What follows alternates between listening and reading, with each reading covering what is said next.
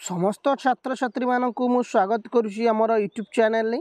तो पिला माने आज कौन आसीबो कि डेट +2 पिलांक पई रिजल्ट को कौन आज डेट आसीबो कि एई भली अनेक प्रश्न रही पिला मानकर।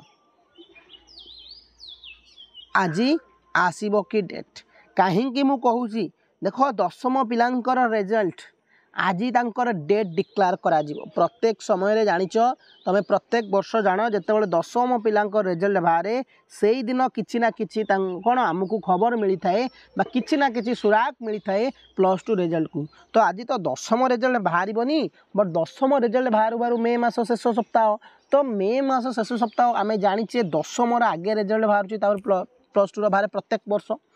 तो आज गोटे बैठक कर आज बैठक में जो डिजिटाल पत्र जो डिजिटाल जो दिज्व पे मैंने डिजिटाल जिनस गुड़ा दिज्व सर्टिफिकेट केमती कौन सब कर सूचना दिज्व है से संबंध में आज बीएससी प्रेसमिट करुच्ची board of secondary education BSC जे कि प्रेसमिट करुच्ची।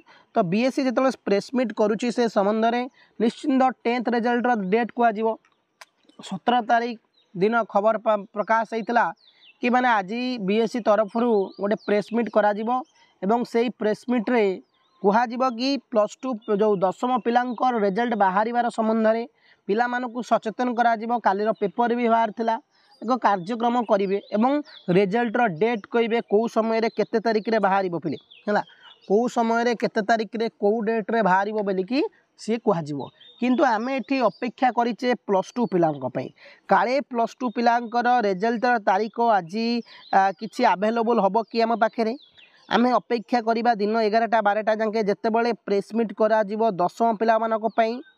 तो हुए तो आमर +2 पिलांक पई किछि सांबादिक भाई माने जदि प्रश्न पचारिले कि सीएचएससी बा युक्त 2 आर्ट साइंस कॉमर्स पिलांकर केबे ताहाले किछि ना किछि आम पाखु मिलिबो सूचना।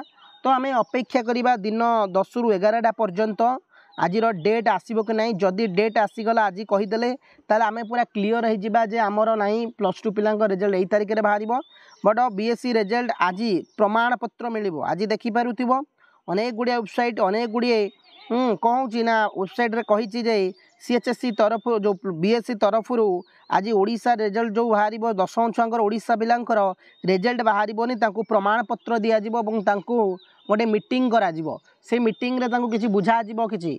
तो आज ही आम चेष्टा करवा आम अपेक्षा करवा दिन 10 रु 12टा पर्यंत जदि किसी परिमाण आमको सूचना मिलगला। बहुत छोट वीडियोटी अपडेट आज जहाँ देदेली चैनल को नुआ सब्सक्राइब निश्चिंत करने। धन्यवाद।